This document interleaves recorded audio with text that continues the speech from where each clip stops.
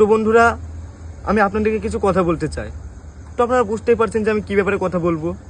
আর সত্যি কথা বলতে গেলে আমার নিজের ওপরই ঘৃণা হচ্ছে, কিন্তু কি করব, যেহেতু ভুল করেছি তো আপনাদের কাছে ক্ষমা চাইতেই হবে।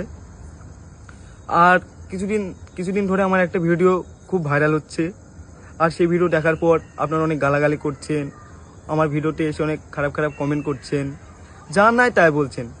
আর এটা স্বাভাবিক, কারণ আপনারা আমাকে অনেক ভালোবাসেন। আর এত খারাপ ভিডিও দেখে আপনারা এটা বলবেনই। তো বলতে গেলে এই ভিডিওটা 1-1.5 বছর আগেকার ভিডিও।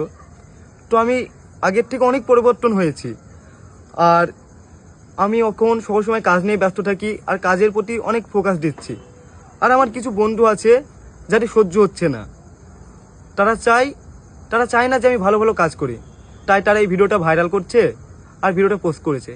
তো আপনারা এবার বলবেন কমেন্টে যে ভিডিওটা তোর এত পার্সোনাল ভিডিও, এত খারাপ ভিডিও তারা কি করে পেলো। তো বলতে গেলে আমার একটা বন্ধু আছে, রুবেল বলে নাম। তো এই ভিডিওটা দেখবেন যে আমার ফোনেও ছিল না, খুব ভিডিওর মধ্যে অনেক কথা আছে, হয়তো আপনারা দেখেছেন। এই ভিডিওটা আমার কাছে ছিল না, আমার গার্লফ্রেন্ডের কাছে ছিল। তো আমরা শ্যুট করছিলাম, তখন আমাদের দুটো ফোন তার কাছে দিয়েছিলাম।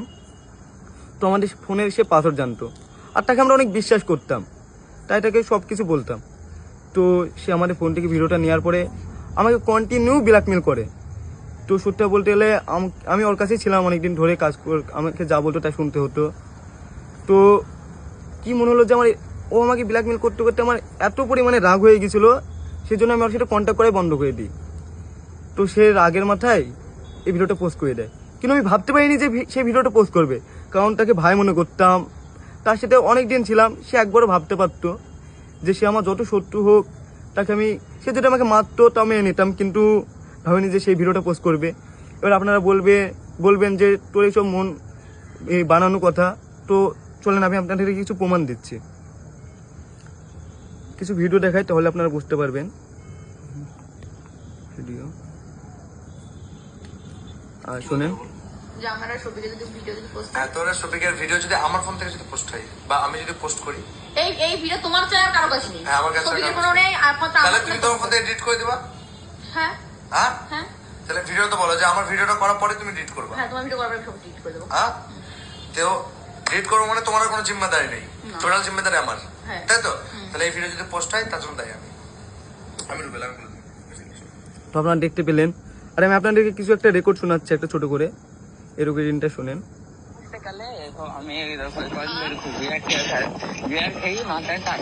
বুঝলা তো, তুমি সেটা ফোন করছো, স্পিকার দিছো, ফোনটা বলেছো, তার লেগে কেটে দিলাম, বুঝলা। বাড়ি এসে করলাম ভিডিও আপলোড দেবো রাতে 12টা-1টার দিকে, বুঝলা তো। কোনো ভিডিও কখন আপলোড দেবা? 12টা-1টার দিকে, মানে হয়েছে তোমার, কি বলবো, ওই ভিডিওটা এডিট করা হয়নি এখনো,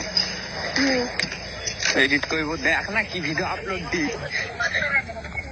তো আমি আপনাদেরকে সম্পূর্ণ কথা পরে ভিডিওটি শোনাবো। আর এর আগে একটা মেয়ের সঙ্গে আপনারা হয়তো দেখেছেন, তো সেও আমাকে ব্ল্যাকমেল করেছে এবং আমাকে কি বলে হুমকি দিয়েছে, শোনেন, আসেন। সব বড় বড় আইডি দেখতে পাবি তোর, সবাই বলবে শফিকের porn video viral, porn video, কি মজা বল। তো আপনারা তো দেখতে পেলেন। আর সত্যি কথা বলতে গেলে আমার কোনো ইচ্ছা ছিল না যে নিজের মান সম্মান নিজে নষ্ট করব। আপনারা অনেকে বলছেন যে ভিডিওটা আমি পোস্ট করেছি ভাইরাল হওয়ার জন্য। সত্যি কথা বলতে গেলে এই ভিডিওটা আমার ফোনে ছিলই না। আর তাই আপনাদের কাছে আমি হাত জোর করে বলছি, যদি পারেন তাহলে আমাকে ক্ষমা করে দেবেন। আর আমি আর কি বলবো, কিছু বলার মতন মুখে নেই আমার, কারণ আমি সব থেকে বড় ভুল করেছি ভিডিওটা করে, কারণ ভিডিও করা উচিত ছিল না আমার।